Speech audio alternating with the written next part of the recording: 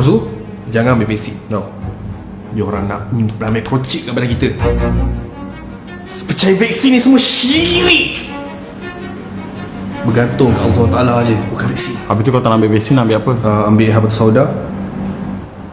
So kau nak bertuhan ke habatus sauda lah ni? Habatus sauda sunnah Nabi. Jangan letakkan diri dalam kecelakaan. Pergi bertanya pada orang yang arif dalam suatu bidang pun sunnah Nabi. Lepas tu, jangan percaya mufti. Mufti ni semua dah kena bayar dengan pokok ilmu dia. Hukum-hukum yang diorang keluarkan, fatwa yang diorang keluarkan, semua bayar dekat pokok diorang ni. Ada ke suruh kita jangan balik kampung raya dan dia takut sebar wabak semua?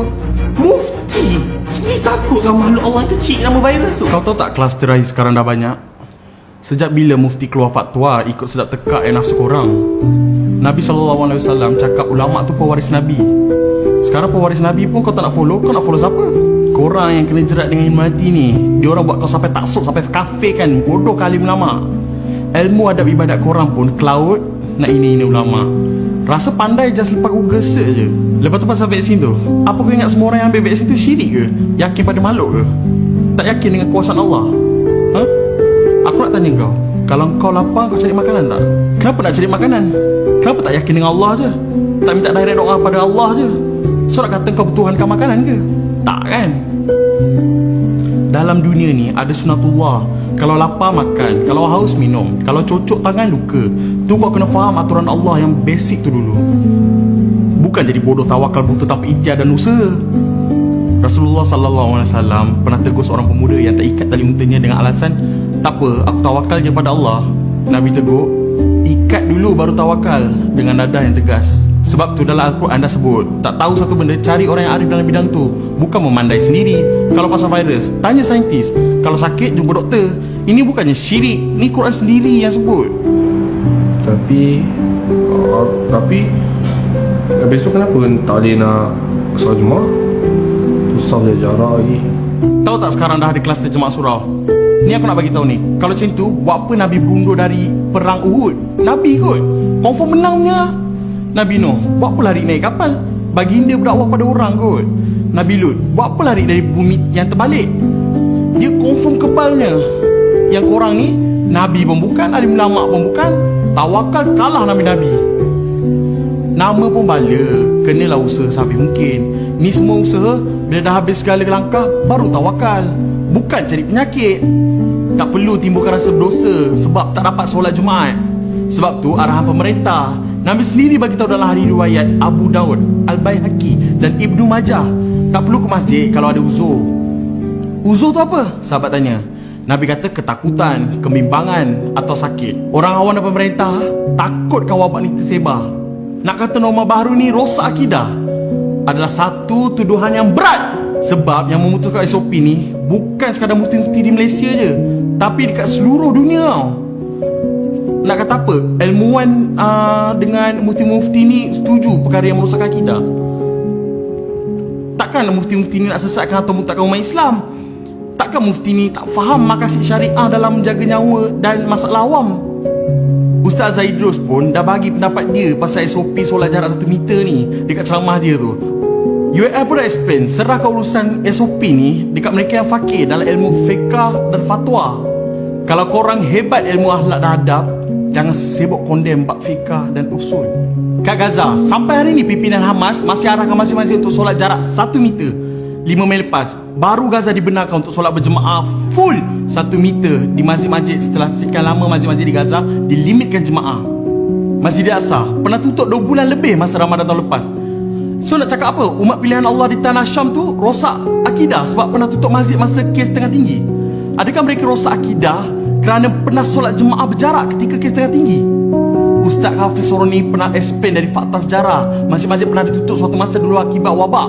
Tahun 1048, masjid-masjid di Andalusia dan Mesir ditutup kerana wabak. Tahun 1347 sampai 1351, masjid-masjid pernah ditutup di Andalusia, Mesir, Cordoba dan tanah Syam akibat wabak Black Death.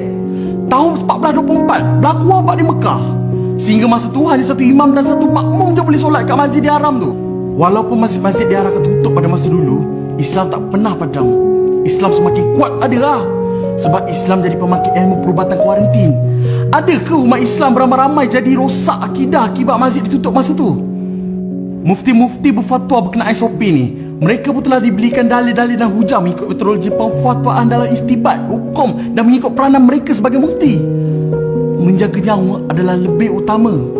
Sahabat Nabi tersilap beri pendapat sampai menyebabkan seorang sahabat meninggal. Tak rujuk alim.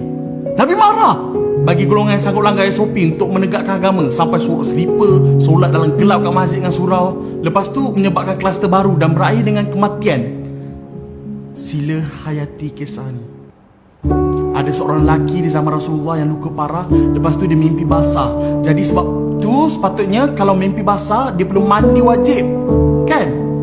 Tapi dia tengah sakit ni tak boleh kena air. Nak buat macam mana? Sahabat yang lain kata kena mandi wajib juga. Mana ada pilihan lain dah. Jadi dia pun mandi. Dan luka dia tu terkena air menyebabkan jadi lagi parah. Dan akhirnya dia meninggal dunia. Bila Rasulullah tahu perkara ni, apa baginda buat? Baginda senyum ke? Tak. Rasulullah marah yang amat. Baginda bersabda, mereka telah membunuhnya, semoga Allah membunuh mereka pula. Kenapa mereka tak bertanya? Bila tak tahu? Kerana hanya sesungguhnya ubat kepada kebodohan adalah bertanya. Hadis ni diriwayatkan oleh Abu Daud dalam bab tahara dan selainnya daripada Jabir. Begitu juga zaman kita ni, bila berlaku wabak macam ni, jadi kita nak buat apa? Bila bertemu antara dua makasih antara menjaga nyawa dengan menjaga agama, mana lebih perlu diutamakan? Dan nak tanya pada siapa zaman ni? Jawabnya tidak lain dan tidak bukan adalah ulil amri. Tapi sebab kita rasa lebih tahu berbanding mufti, kita pun buat sendiri andaian nak pertahankan agama. Bila menyebabkan kematian sebab kejahilan kita, apa nak kata? Kau dah bunuh dia, semoga Allah bunuh kau pula. Sepatutnya yang perlu dilakukan adalah tayamum sebagai ruksah keringanan. Sebab dia tak boleh kena air. Walaupun mandi tu wajib, tapi ada keringanan. Macam mana pula dengan solat jemaah kat masjid? Dan kalau dapat solat berjamaah, kena pula jarak.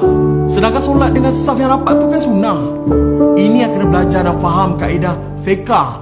Dalam bab solat berjemaah di masjid, ia adalah hak Allah. Hak Allah tu bina di atas dasar toleransi. Sebab itu orang yang bermusafir boleh jamakkan solat mereka. Manakala solat dengan saf yang dijarakkan itu juga dikira sebahagian daripada sunnah, kerana merampakkan saf adalah sunat. Tetapi menjaga nyawa adalah wajib. Itulah sunnah sebenar. Buktinya, kluster beberapa surau yang rapatkan saf tu, dah ada yang meninggal dunia. Seorang positif dan seorang batuk semua keliling dia positif. Dalam Islam juga, kena jaga nyawa lebih utama daripada perkara sunat. Sebab tu jangan palau tahu dengan pelbagai pandangan, sedangkan agama tu senang dan menyenangkan. Wallahualam. Sekali lagi, aku nak tanya kau, pagi tadi kau solat subuh?